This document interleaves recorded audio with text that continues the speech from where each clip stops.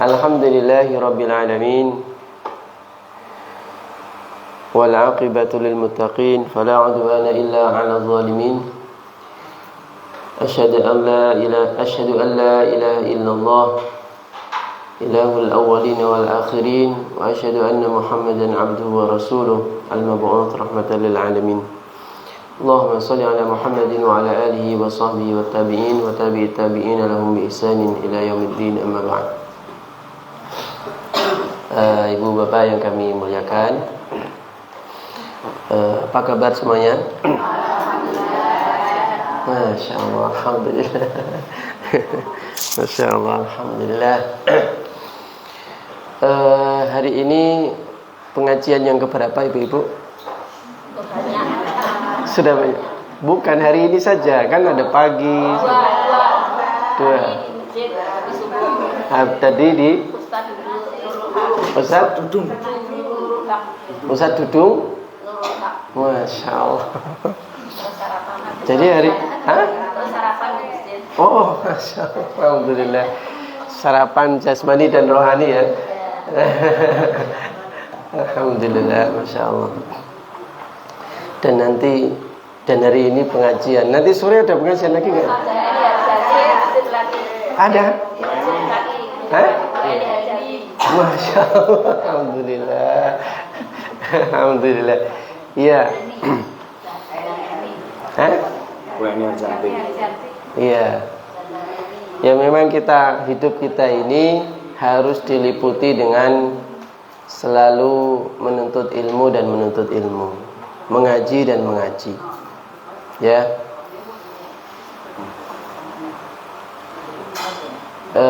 Seorang ulama dari Muhammadiyah, siapa namanya? Pak Fakhruddin, ya kan? Beliau mengatakan gimana? Pengajian itu ruhnya Muhammadiyah. Kalau Kiai Haji Air Fakhruddin, kalau orang nggak pengajian itu kayak nggak punya ruh, mati orangnya. Jadi harus mengaji dan mengaji.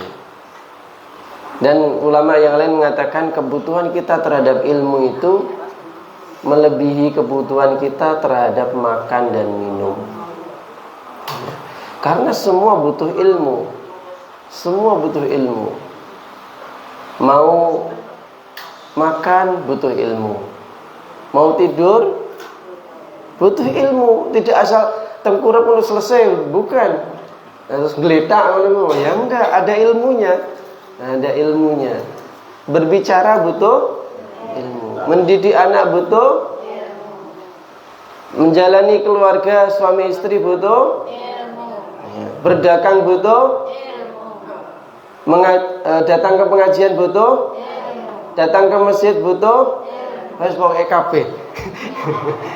Semuanya butuh ilmu. Masya Allah. Iya gitu.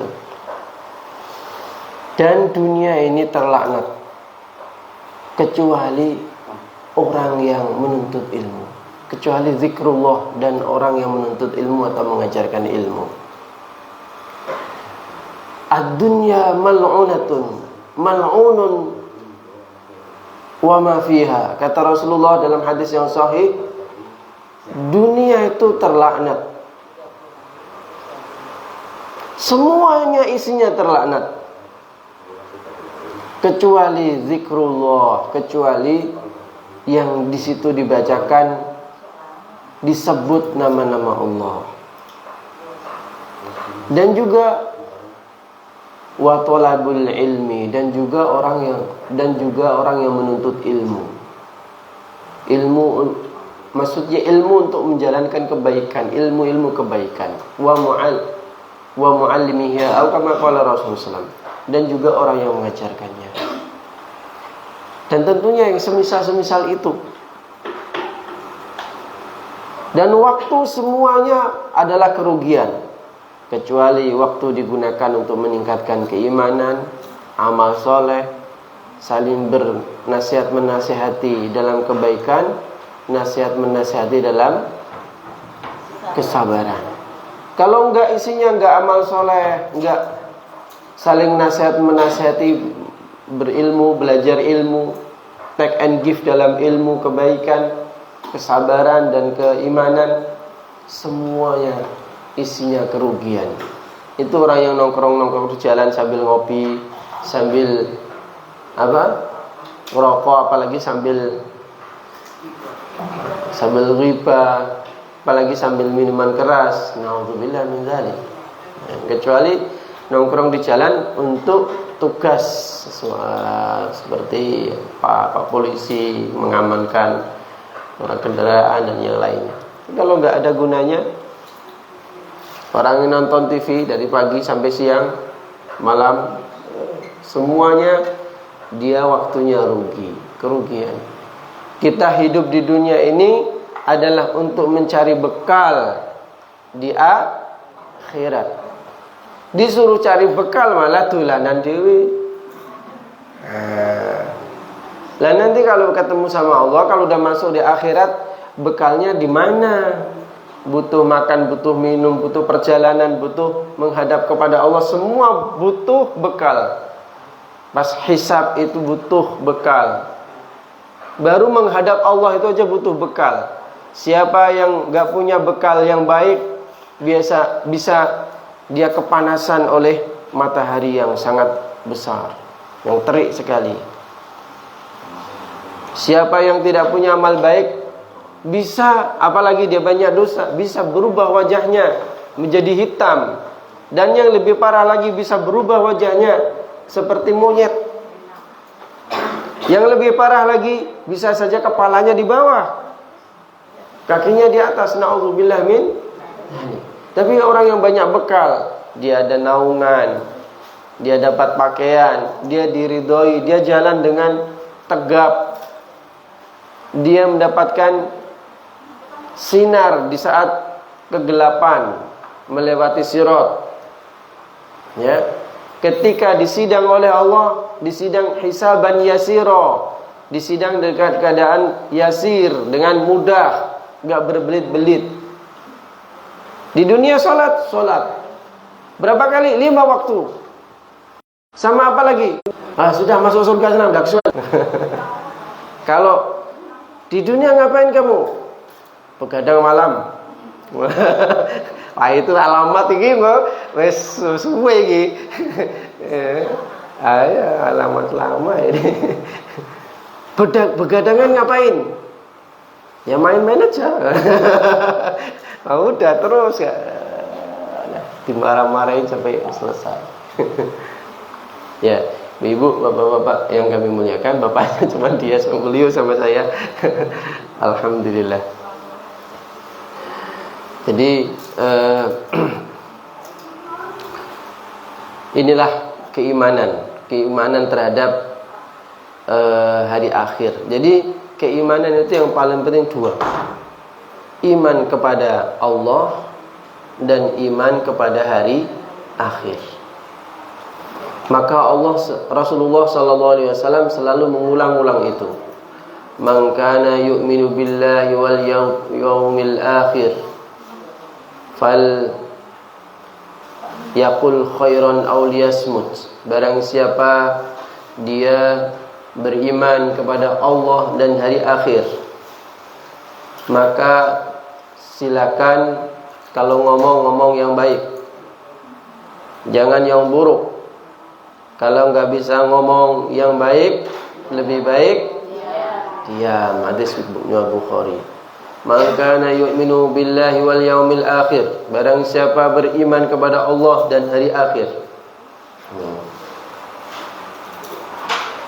maka falyukrim jarahu, maka falyukrim dhaifahu, maka hendaknya dia menghormati tamu. Nah, ada tamu jangan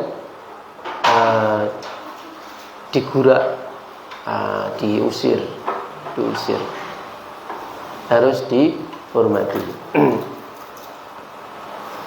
Tamunya dibiarin assalamualaikum, enggak dijawab-jawab. Assalamualaikum, enggak dijawab-jawab.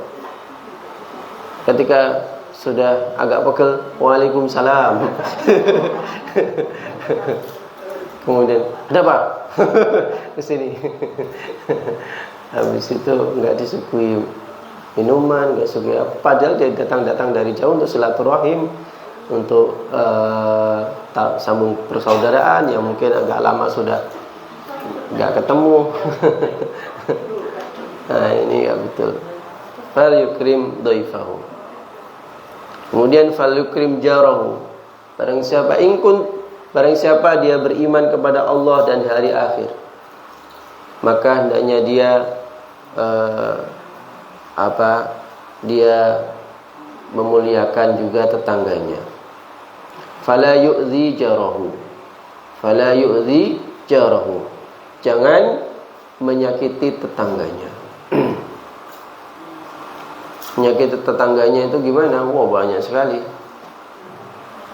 Dia membuat gaduh tiap malam sehingga tetangganya nggak bisa tidur. Dia ngingu anjing, gonggongi sampingnya, gonggong, buat dangdutan tiap malam, sampingnya ya kasihan. Kemudian menebar bau-bau yang nggak enak, ya apa gitu. Misalkan sapi tanknya diarahkan ke temennya, pokoknya, atau pohonnya itu banyak yang merambat ke tetangganya dan kemudian menyebabkan ada ular masuk ke rumahnya tetangganya. Ini namanya menyakiti tetangga. Padahal tetangga itu hendaknya dia itu menjadi prioritas, termasuk prioritas utama. La yazalu khalili awsani hatta azunnuhu annahu sayuwarrithuhu atau kama qala. Jadi Jibril itu menasihati saya supaya baik sama tetangga, sehingga saya kira itu akan membuat syariat bahwasanya tetangga itu termasuk ahli waris. Ya, saking wajibnya itu, ya, gitu. Itu semuanya kalau dia beriman kepada Allah dan hari akhir. Kalau kucing tetangga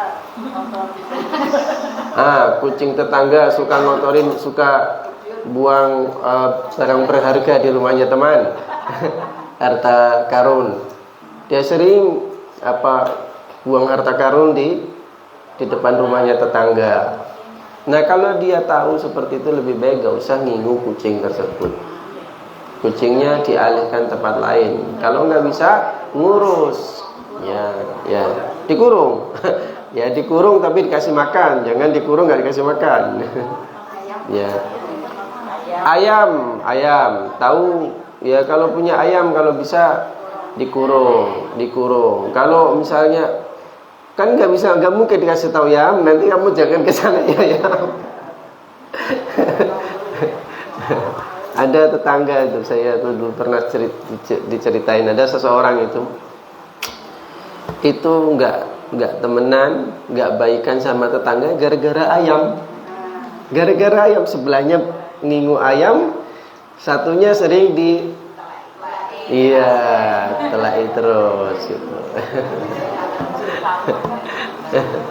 Ya, sebagai tetangga pemaaflah, tapi sebagai tetangga jangan, yang punya ayam kalau bisa jangan seperti itu ya. Kalau bisa disembelih aja, kasihkan dagingnya sama tetangga. Kalau kayak gitu punya kandang sendiri lah, punya kandang sendiri. Akibat hukum agamanya apa itu? Dalam? Kayak ayam, kucing mengganggu. Iya, mengganggu orang lain itu adalah haram. Dia punya dosa kepada yang menzolimi. Ya, menzolimi. Jadi orang berbuat zalim itu nanti kalau di akhirat itu dibalas, atau kalau nggak dibalas dimintai tebusan. Tebusannya adalah amal baiknya dia. Amal baiknya. Kalau yang menzalimi orang Nasrani, orang yang nggak punya kebaikan, nanti yang dizalimi dosanya dihapus. Tapi kalau yang zalimi orang baik, amalnya orang baik ini diambilin. Diambilin. Mintalah pahala hajimu, minta pahala inimu, minta pahala ini ya. Ya, kalau yang dizalimi ribuan orang, bisa bangkrut ya. Bisa bangkrut sampai habis. Pengeluaran lebih banyak daripada memasukkan. Nah, ini kalau pedagang ini paham kalau ini. Tombok. Iya. Misalnya tangga itu punya kucing banyak. Kenapa, Bu? Tangga itu punya kucing. Punya kucing banyak. Ya. Kan di tempat kita. Ya. Saking jengkelnya saya masukkan ke kantong, saya buang.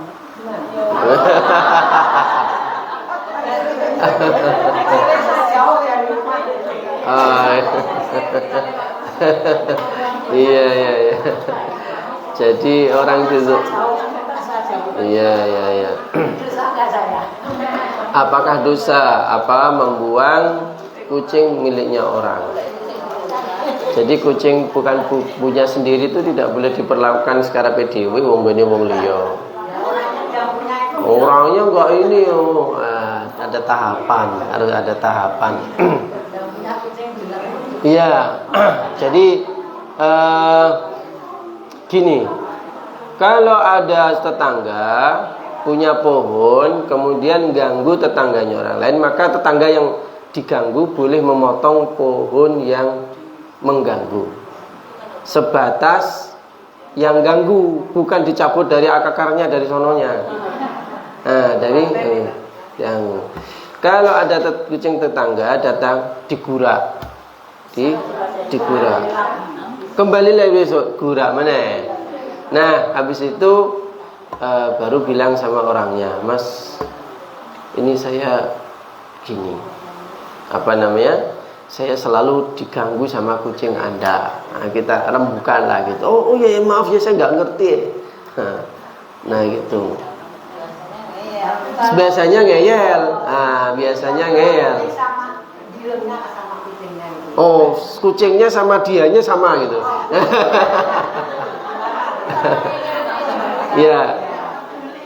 Jadi barang siapa dizalimi maka dia boleh bertahan, boleh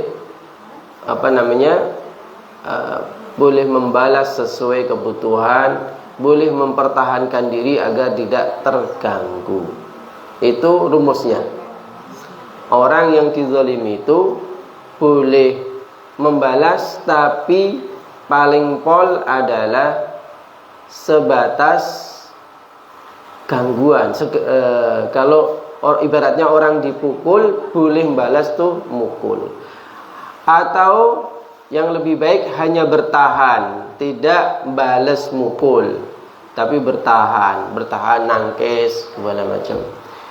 Kemudian yang hebat lagi adalah cuman menghindar, kemudian dia memaafkan, enggak membalas. Itu makanya wala man intasara ba'da zulmihi faulaika humul wa ma lakum alaihi min sabil. Barang siapa dia intasara, membela diri, ba'da zulmihi, setelah dizalimi, faulaika ma alaihim min sabil, maka dia tidak ada dosa. Orang membela diri itu tidak ada dosa.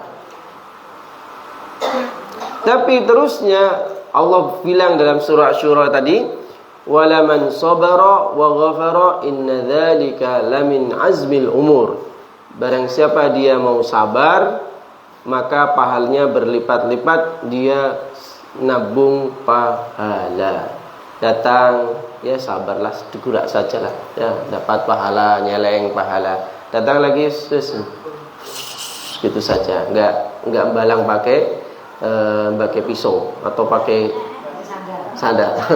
Pakai sandal nggak apa-apa sih lah. Nabung pahala lagi. Nabung pahala lagi. Itu orang yang sabar. Orang yang membalas, dia tidak dapat pahala sabar. Dia hanya tidak dosa atas balasannya. Ya, ibu bapak yang kami muliakan, ibu-ibu yang kami muliakan. Jadi iman kepada Allah dan hari akhir.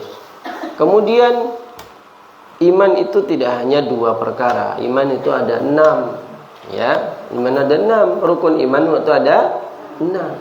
Apa itu? Ya, kalau lengkapnya antuk minabillah, iman kepada Allah, wa malaikatihi, malaikat Allah, wa rusulihi, rasul Allah, wa malaikati wa kutubi kitab-kitab Allah, wa rusulihi rasul-rasul Allah, wal yaumil akhiri, hari akhir, wa bil qadari khairihi, dan qada qadar. Rukun iman. Ya. Antu'mina billah wa malaikatihi wa kutubihi wa rusulihi wal yaumil akhiri wa bil qadari khairihi wa syarrihi. Jadi rukun iman itu iman kepada Allah, iman kepada kitab-kitab Allah. Antu'mina billahi wa malaikati, malaikat Allah. Nah, ini cerdas ini. Wa malaikatihi wa kutubihi wa rusulihi wal yaumil akhiri wa bil qadari khairihi wa syarrihi. Allah, kitab apa tadi? Malaikat Allah, terus Rasul Allah, kitab Allah, Rasul Allah, hari akhir, qada dan qadar. Ya.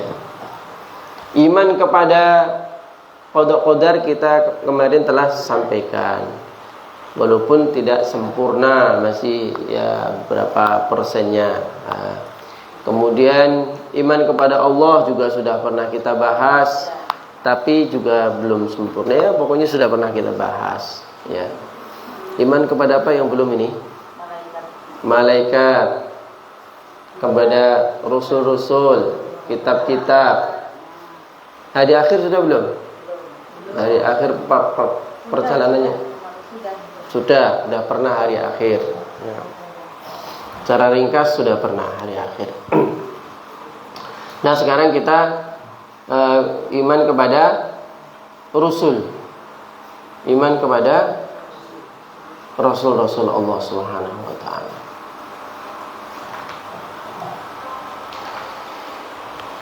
Rasul itu memang cuma 2 lima. Nah, iman kepada Rasul, Rasul, Nabi dan Rasul. Iman kepada Rasul. Maksudnya di sini iman kepada Nabi dan Rasul. Berapa Nabi yang kita yakini? Ya, gitu. Yang kita wajib mengenali bahwasanya kita wajib tahu aja, ngertilah itu adalah Nabi itu ada 25, Nabi dan Rasul. Kenapa? Karena ada di dalam Al-Quran. Dalam Al-Quran. Karena Allah menyebutkannya di dalam Al-Quran. Dalam surah An-Nisa ada, surah Al-An'am ada, surah Al-Baqarah juga ada, surah Al-Anbiya juga ada.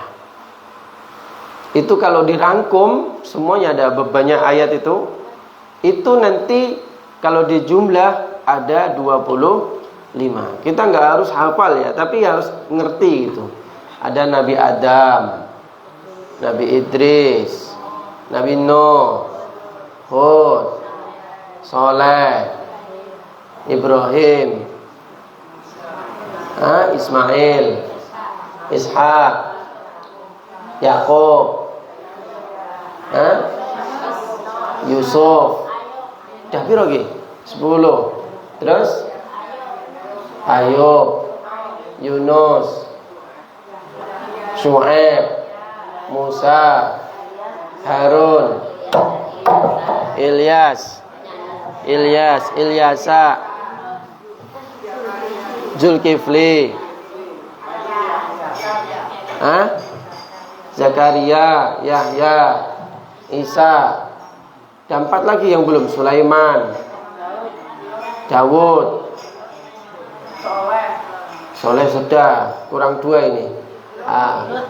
Lot, Satu lagi Nabi Muhammad SAW.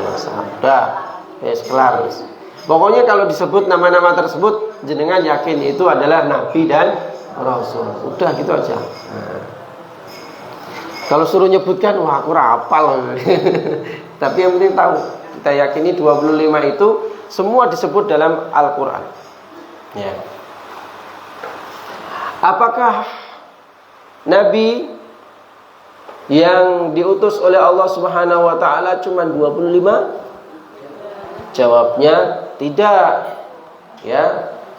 Apakah Rasul yang disebut oleh Allah Subhanahu wa taala yang diutus oleh Allah Subhanahu wa taala hanya 25? Juga tidak. Jadi nabi dan rasul itu ada 25 yang disebut. Sedangkan jumlah nabi itu banyak, rasul itu juga banyak, gitu. Karena apa? Karena Allah Subhanahu wa taala menyebutkan dalam surah Ghafir bahwasanya kami telah mengutus utusan yang kami ceritakan dan utusan yang kami tidak ceritakan.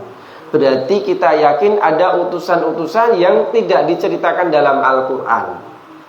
Karena Allah Subhanahu wa taala mengatakan walaqad arsalna rusulan min qablika walaqad arsalna min qablika rusulan naqsushum lam naqsushum alaik.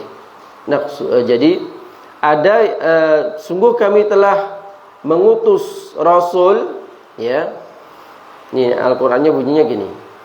Surah Ghafir ayat 78. Walaqad arsalna min qablika minhum man qasas walaqad arsalna rusulan min qablika minhum man qasasna 'alaika wa minhum man lam naqsus 'alaik. Sungguh kami telah mengutus banyak utusan sebelum engkau, minhum man qasasna. Sebagian kami ceritakan. Nabi yang 25 itu diceritakan. Wa minhum man lam naqsus 'alaik, dan ada nabi-nabi yang tidak kami ceritakan. Kalau tidak kami ceritakan, ya enggak harus kita tahu. Kita enggak diperintahkan tahu. Hanya meyakini aja bahwasanya di sana ada rasul yang belum diceritakan. Yang itu urusannya hanya Allah Subhanahu wa taala. Tapi kalau sekarang sudah enggak ada rasul. Sesuai dengan surah Al-Ahzab ayat 40. Surah Al-Ahzab ayat 40 menunjukkan bahwasanya tidak ada utusan setelah Nabi Muhammad sallallahu alaihi wasallam. Wa ma kana Muhammadun aba ahdim min rijalikum walakin rasulullah wa khataman nabiyyin. Muhammad bukan Ahzab 40. Muhammad bukanlah bapak kalian, tapi dia adalah rasul dan khatamun nabiyyin, dan penutup para nabi. Sudah setelah ada Nabi Muhammad SAW, maka sudah tidak ada nabi lagi. Ini keyakinan kita, akidah kita, bahwasanya setelah ini tidak ada nabi lagi setelah Nabi Muhammad SAW. Jadi tidak ada nabi namanya Paimin, Paijo, Entong, Nabi Entong, Sukimin, itu enggak ada. Ricardo, apalagi Alexander, enggak ada. Gitu ibu-ibu. Jadi, tapi jumlahnya berapa? Ada hadis riwayat Imam Ahmad menunjukkan bahwasanya jumlah rasul itu, jumlah nabi itu 124.000. Satu hadis mengatakan 120.000. Satu hadis lagi mengatakan 124.000. Karena Abu Dzar pernah tanya, ya Rasulullah, berapa jumlah para nabi? Kemudian Rasulullah mengatakan 120 lebih, 120.000. Dalam hadis lain 124.000. Kemudian Abu Dzar bertanya lagi, berapa jumlah rasulnya? Tadi nabinya, rasulnya. Rasulnya beliau mengatakan 300 wa bid'ata asyar, yaitu 300 lebih atau 300 lebih, atau dalam hadis lain 313. Hadis riwayat Imam Ahmad, cuman hadis ini diperselisihkan kesahihannya. Ada yang mengatakan sahih, ada yang mengatakan tidak sahih. Ibnu Hibban mengatakan sahih, tapi ulama yang lain mayoritas ahli hadis mengatakan tidak sahih. Tapi dari Al-Quran yang jelas sahih bahwasanya Rasul itu banyak. Ada yang tidak diceritakan oleh Allah SWT. Ada nabi yang tidak diceritakan, itu Nabi Samuel. Nabi Samuel disinggung sedikit dalam Al-Quran, tapi namanya nggak disebut. Wa qala lahum nabiyyuhum, dan berkatalah nabi mereka. Siapa itu? Nabi Samuel dalam surah Al-Baqarah itu. Ada lagi Nabi Daniel. Ada Nabi Hizkil. Nabi sinten, Bu? Hizkil ini nggak diceritakan dalam Al-Quran, cuma ada di kitab-kitab sejarah ada. Kalau ini gimana, Ustaz? Siddhartha Gautama. Nah, Siddhartha Gautama itu tidak ada yang tahu siapa itu dia, apakah nabi apa tidak. Dia bisa bikin kitab yang isinya juga banyak riwayat-riwayat bersama dengan Al-Quran. Iya, ada yang mensinyalir Siddhartha Gautama itu adalah nabi sebenarnya. Cuman kisah-kisahnya sudah dipleset-plesetkan, sudah dikarang-karang, sudah dirubah-rubah sehingga penyembahan tidak kepada Allah Subhanahu wa taala. Wong Nabi Isa aja kitabnya bisa berubah, apalagi itu kan nabi dan rasul yang ulul azmi gitu. Apalagi nabi-nabi yang selain itu sangat berpotensi atau sangat berkemungkinan kitabnya sudah dirubah, namanya juga sudah dirubah. Tapi yang saya sebutkan tadi ada dalam kitab-kitab sejarah yang ditulis oleh para ulama. Ada Nabi Daniel, Nabi Aromia, Nabi Hizkil gitu. Agama itu Dewi Kuan Yin itu termasuk nabi bagi mereka. Dewi Kuan Yin itu tidak nabi. Karena apa? Karena perempuan. Karena Allah mengatakan dalam surah Al-Nahl dan surah Al-Anbiya ayat 7 gitu. Wa ma arsalna min qablika wa ma arsalna qablaka rijalan nuhi ilaihi annahu la ilaha illa ana fa'budu wa ma arsalna qablaka rijalan nuhi ilaihim fas'alu ahla dzikri in kuntum la ta'lamun. Wa ma arsalna min qablika rijalan nuhi, tidaklah kami utus sebelummu wahai Muhammad rijalan, lanang-lanang, laki-laki. Di sini laki-laki. Jadi kalau kata-kata rijal itu mengeluarkan nisa. Rijal itu para laki-laki. Berarti nggak ada nabi perempuan. Adanya kekasih Allah perempuan, ada Siti Maryam kekasih Allah, ya kan? Siti Asia kekasih Allah. Siti Khadijah kasih Allah. Oke, jadi perempuan-perempuan itu bukan nabi, ya. Kalau nabi rijalan, rasul itu selalu rijalan. Itu karena Allah mengatakan sendiri rijalan. Jadi nanti kalau Leah Eden, itu ngaku jadi nabi, tertolak banyak hal. Di antaranya dua yang paling besar, karena dia perempuan. Yang kedua, setelah Nabi Muhammad tidak ada nabi. Yang ketiga, dia itu kelakuannya nggak seperti orang soleh. Ya. Tadi usul pokok-pokok keimanan kepada Rasul 2 ini tadi sudah tertolak dia. Ya. Kemudian ibu bapak yang kami muliakan, Luqman itu nabi juga. Luqman apakah termasuk nabi apa tidak? Luqman itu mayoritas ulama mengatakan orang soleh. Sebagian kecil dari ulama mengatakan itu nabi. Sebagian kecil. Maka kita pegang mayoritas ulama bahwasanya Luqman adalah orang soleh. Nabi Khidir nabi atau orang soleh? Nabi.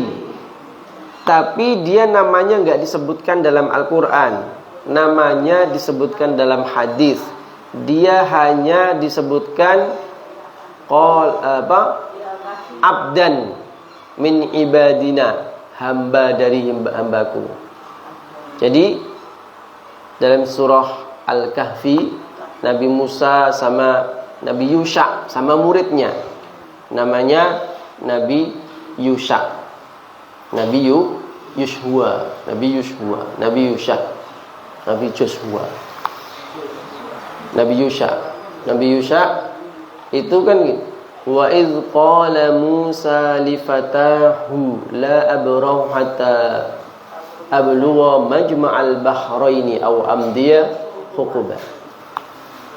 Ingatlah ketika Musa berkata kepada fatahu, muridnya. Muridnya ini namanya Yusha. Nanti dia akan jadi nabi setelah Nabi Musa meninggal dunia dan Nabi Harun meninggal dunia. Tapi Nabi Harun tadi sudah disebut kan? Sudah ya. Jadi, nah kemudian fawajada fiha, kemudian hatta idza balagha majma'al bahri, kemudian sampai di lautan, nanti kemudian dia ketemu dengan abdan min ibadina atainahu rahmatan min indina wa 'allamnahu min ladunna ilma.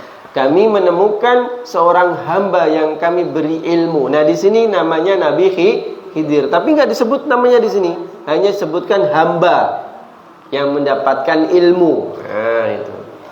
Maka ini salah satu nabi dari 124.000. Nggih, Ibu-ibu. Apakah ada perbedaan antara nabi dan rasul? Setiap rasul pasti nabi, tapi tidak semua nabi adalah rasul. Berarti tinggian mana? Tinggian rasul. Ya. Dan rasul nanti dipilih juga ada yang paling tinggi, namanya rasul ulul azmi. Fasbir kama sabara ulul azmi minhum. Sabarlah kalian seperti sabarnya Nabi ulul azmi. Ya, itu. Kata Allah dalam akhir surah Al-Ahqaf. Tuh.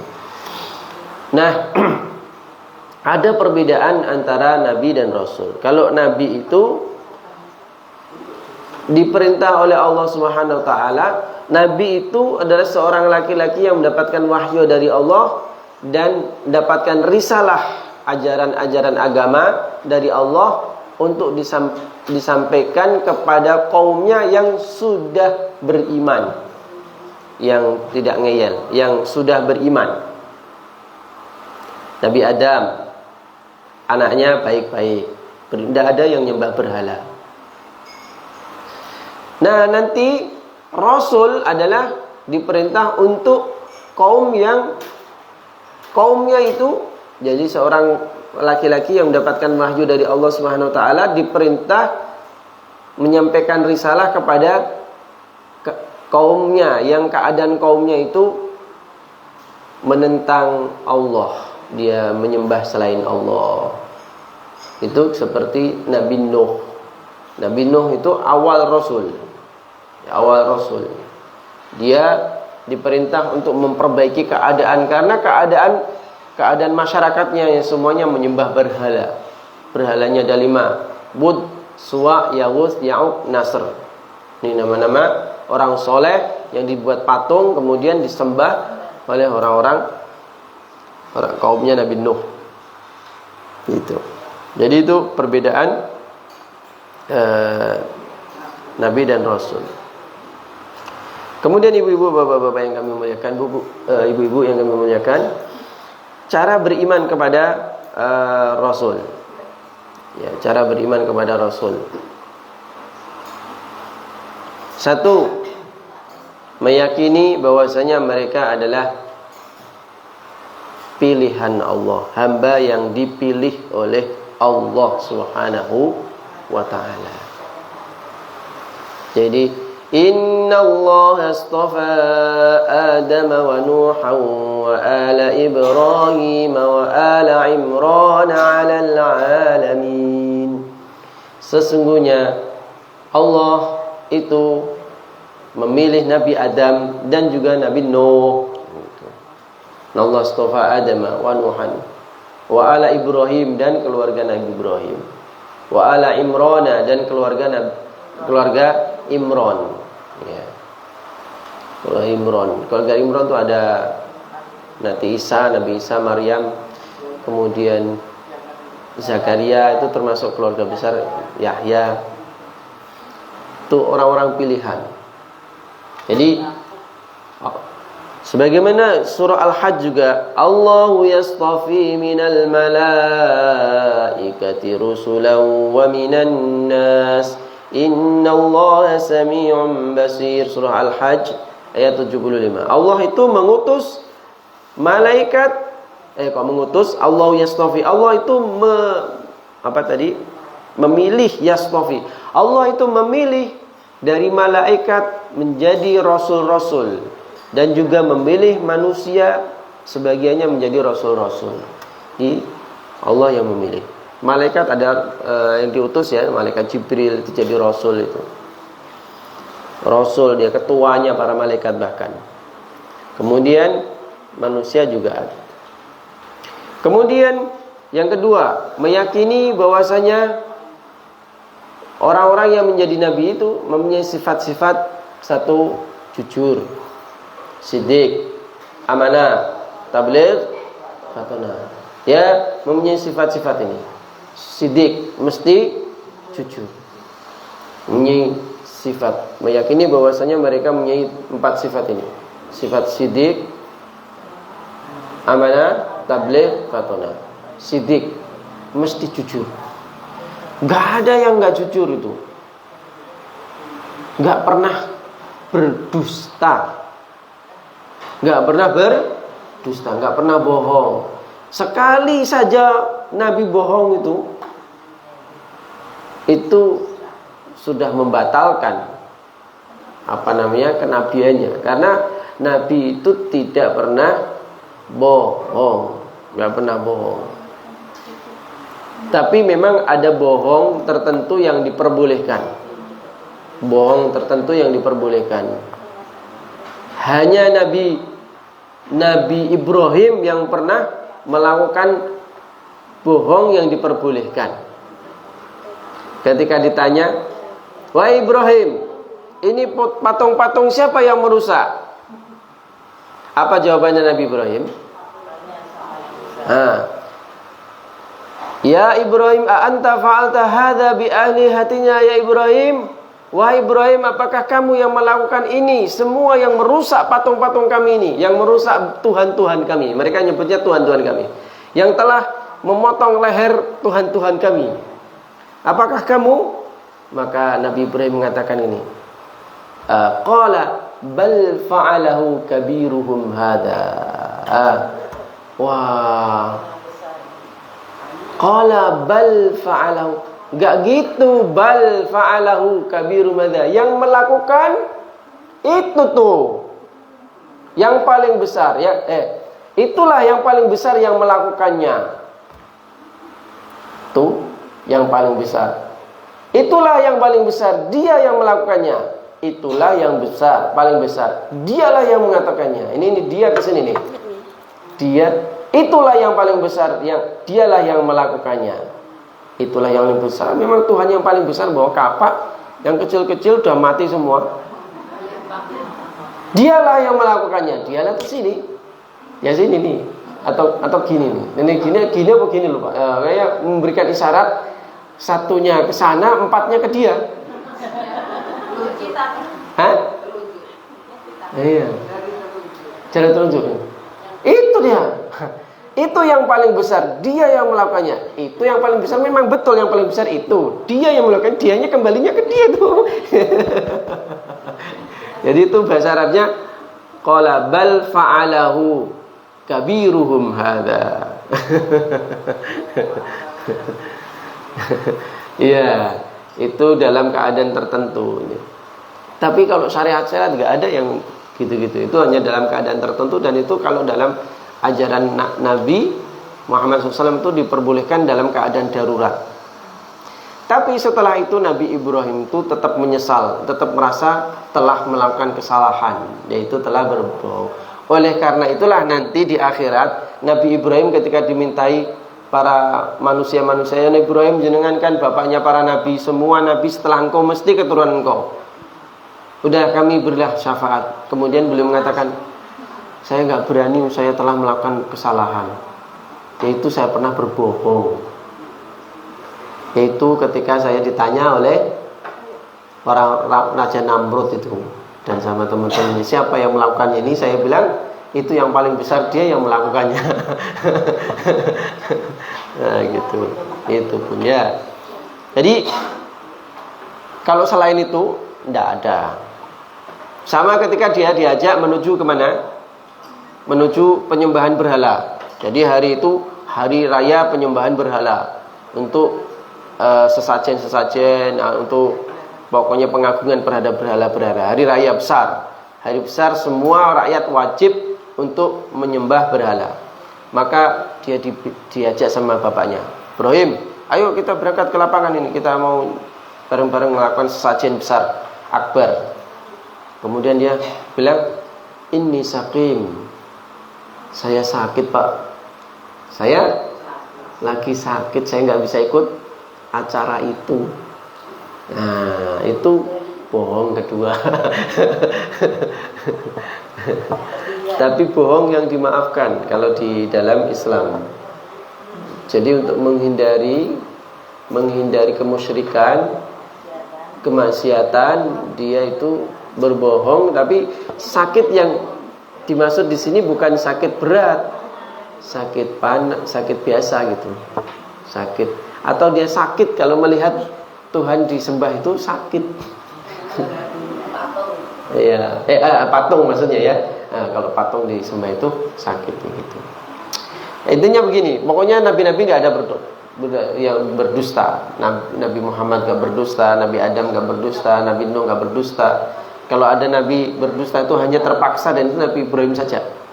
Itu bukan berdusta, tapi berjujur, tapi dengan cara tauriah gitu.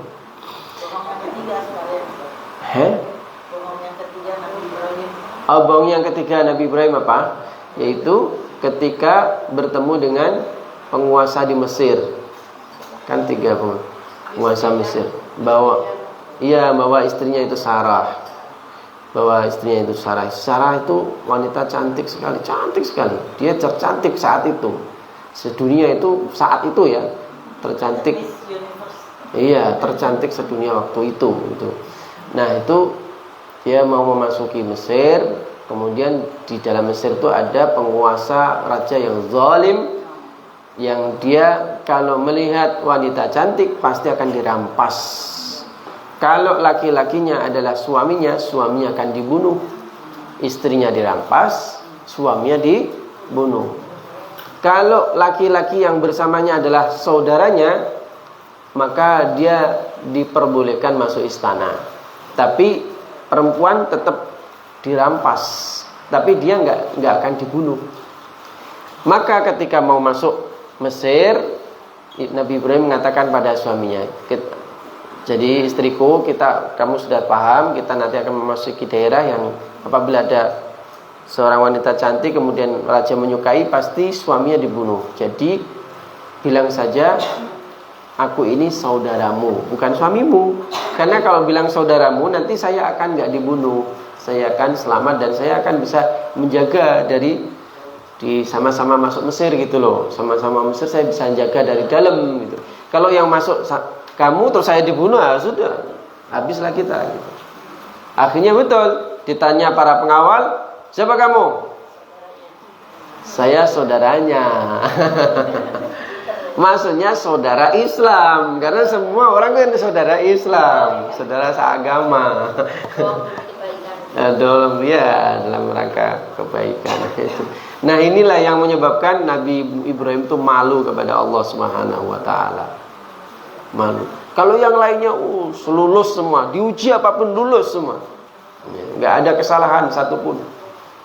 Masya Allah, itu kan luar biasa. Jadi sidik, amanah. Amanah itu semua yang disuruh nyampaikan, amanah itu semua yang dibebankan pasti akan ditunaikan dengan sebaik-baiknya. Tugasnya dilakukan dengan sebaik-baiknya. Disuruh untuk berdakwah ke Bani Israel misalkan ya, Nabi Bani Israel ya pasti berdakwah kepada Bani Israel dengan sebaik-baiknya.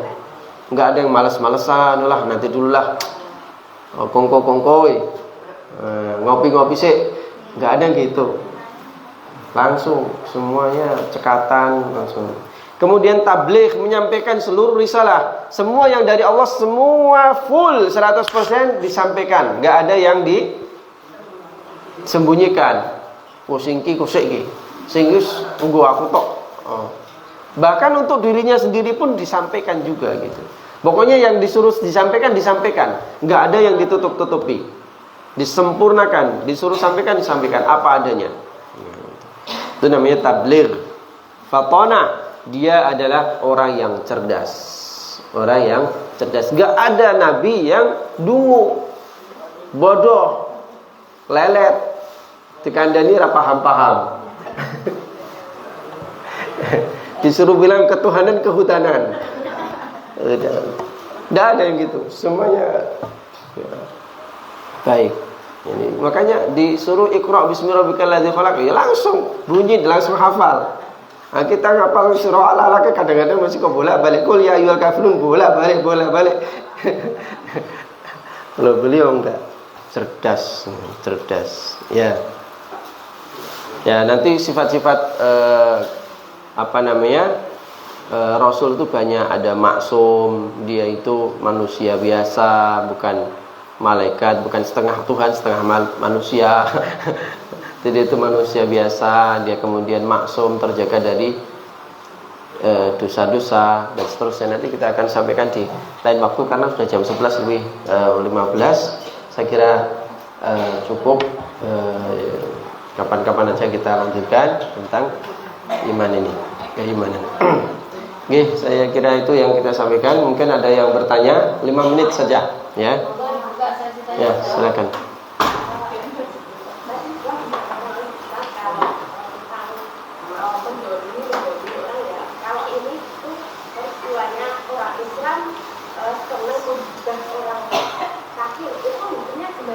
Orang Islam mau digugat.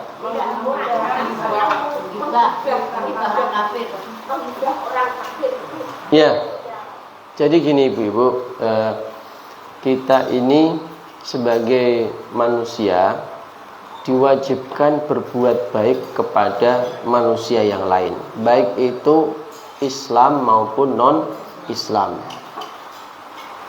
Ghibah itu dilarang baik untuk kepada orang Islam maupun non-Islam. Ghibah itu dibolehkan dengan syarat-syarat tertentu. Kalau memenuhi syarat-syarat, syarat-syaratnya adalah satu, orang tersebut sendiri yang menyiar-nyiarkan dan tanpa rasa malu, bangga depan umum, depan kamera, depan apa, aku hamil di luar nikah, bangga aku. Ada kan gitu kan? Itu non-Islam itu. Ada yang enggak? Ada di non-Islam yang gitu. Itu mau non-Islam, mau Islam, mau non-Islam. Ya kalau kita katakan, ya kita enggak ghibah, wong dia sendiri yang menyebarkan kok. Nah gitu. Ya, jadi itu dia kalau melakukan dengan terang-terangan sehingga semua orang tahu. Jadi kalau kita bicarakan ya memang sudah tersebar sebenarnya gitu. Sudah. Kalau orang Islam, ada orang Islam atau non-Islam melakukan keburukan yang merupakan celah, aib di depan masyarakat, apabila dia diberitakan itu tidak suka, dia sendiri melakukannya dalam keadaan takut dan juga kalau bisa itu nggak ada orang yang tahu, maka itu tidak boleh menyebutkannya. Kalau kita terpaksa menyebutkannya, harus menyebutkan kejadiannya tanpa menyebutkan namanya. Kalau kita mau ngambil pelajaran, sisi pelajaran ya, itu tidak boleh menyebutkan namanya, sehingga ada orang aja gitu-gitu aja, nggak perlu menyebutkan nama ya. Terus apa lagi? Orang ada 6 keadaan yang dibolehkan kita ghibah. Contoh, kita dalam keadaan fatwa, minta fatwa. Minta fatwa itu gimana? Ke pengadilan atau ke ustadz yang minta fatwa. Ustadz, suami saya itu bilang begini, kamu pulang ke rumahnya orang tuamu. Udah bosan sama kamu, misalkan itu. Ustadz, ini udah masuk cerai apa tidak? Dia itu tanya fatwa dan dia harus menyebutkan gitu. Menyebutkan. Atau suami atau istrinya mempunyai cacat yang menyebabkan dia misalkan ngapunten ya, ngapunten mohon maaf sekali. Bisa kalau ada seorang istri terus suaminya itu impoten, bolehkah dia minta cerai misalkan gitu. Dia tuh tanya gitu. Bisa gitu. Apapun jawabannya ya, apapun jawabannya, entah dia mengatakan boleh, tapi saya akan membahasnya dalam urusan fatwa. Urusan fatwa. Atau yang ketiga, jadi kalau urusan fatwa itu kalau memang harus disebutkan namanya, terpaksa harus disebutkan namanya, ya harus. Kemudian dalam pengadilan itu harus nyebut nama, ya harus, itu bukan ghibah. Contoh dalam rangka mencari pencuri, tidak ketemu, ada saksi menyebutkan, saya melihat si fulan itu mengambil ini. Si fulan itu sopo? Ya saya nggak mau gibah. Ya nggak akan ketemu kalau gitu. Si fulan itu siapa? Ya harus katakan namanya gitu, supaya bisa ditangkap, supaya yang lain nggak terfitnah gitu. Yang jelas siapa yang nah ini dalam keadaan mahkamah. Atau dilamar orang, saya itu dilamar orang laki-laki. Terus yang dimintai nasihatkan siapa kan gitu. Siapa namanya? Siapa tahu saya kenal gitu. Saya nggak mau nyebutkan namanya. Lah gimana saya nggak sebutkan namanya. Lah terus akhirnya tahu kan yang dimintai pendapat. Oh saya tahu itu teman saya. Teman saya itu dia memang baik, tapi dia tuh tangannya itu keras. Akhirnya suka KDRT gitu. Itu menyebutkan nama. Kemudian satunya lagi menyatakan itu suka KDRT. Itu enggak dosa, karena ini dalam rangka kebaikan ke depannya. Ini enggak namanya ghibah. Ghibah itu enggak ada tujuan apa-apa, enggak ada tujuan seneng-seneng saja, atau ya namanya bumbu-bumbu percakapan aja lah. Nah, itu dia terus disebarluaskan, itu ghibah. Tapi kalau dalam keadaan tertentu kayak seperti itu bukan ghibah. Ngaten Bu nggih? Ya sudah banyak pokoknya lah ya. Dah. Satu lagi. Itu karena kasih Iya. Kalau yang minta cerai yang perempuan itu kan bisa kalau di pengadilan. Iya. Kalau nikahnya bukan nikah resmi, Nikah siri. Bagaimana kalau yang mau berceraikan itu udah mantap? Oh iya. Wah ini persoalan berat ini. Jadi ada wanita laki-laki dan perempuan nikah, tapi nikahnya tidak nikah resmi, artinya tidak dicatat oleh KUA.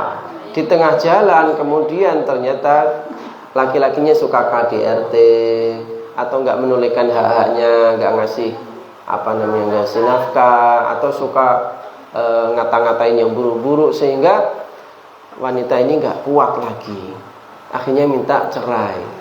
Gimana ini gitu? Gimana ini? Masanya siri. Padahal wanita itu bisa cerai itu dengan bantuan hakim, wali hakim. Jadi kalau nikahnya di depan KUA, orang KDRT, dia bilang ke hakim dia saya lapor ya hakim, ini KDRT. Oh ya, diproses, ternyata betul, terbukti dan seterusnya, nanti hakim berhak menceraikan. Hakim berhak menceraikan. Hakim berhak menceraikan. Kalau zaman Nabi ada seseorang namanya siapa lupa saya. Ada seorang wanita sudah nikah. Kemudian setelah itu di tengah jalan dia pokoknya nggak suka lah sama laki-lakinya ini. Padahal laki-lakinya tuh ya baik, cuman hitam. Dia tuh putih, cantik, putih. Dia nikahnya sebenarnya terpaksa, tapi jalaninnya itu berat gitu. nggak terima dia tuh, berontak terus dan nggak bisa hangat kepada suaminya dari awal. Dari awal nggak bisa hangat sama sekali, karena dia nggak ada cinta dan terpaksa dengan orang tuanya, dan dia merasa itu bahwasanya kayak ngapunten jijik gitu, nggak suka lah pokoknya sama suaminya kayak gitu. Akhirnya dia datang kepada Nabi. Ya memang waktu itu nggak ada KUA ya, waktu itu nggak ada KUA. Kemudian dibilang, kamu kenapa minta cerai? Saya nggak mencela masalah agamanya bagus, cuma saya nggak suka fisiknya gitu. Ya, dan saya nggak bisa nerima sampai sekarang ya Nabi. Saya hidupnya betul-betul dipaksa-paksa tetap sampai sekarang nggak bisa jalani ya Rasulullah. Saya hidupnya nggak bisa gitu dengan dia. Saya malah jijik ini, saya nggak senang gitu loh. Terus ya sudah, kalau gitu saya ceraikan kamu. Jadi yang menceraikan Nabi waktu itu ya. Akhirnya dipisah oleh Nabi.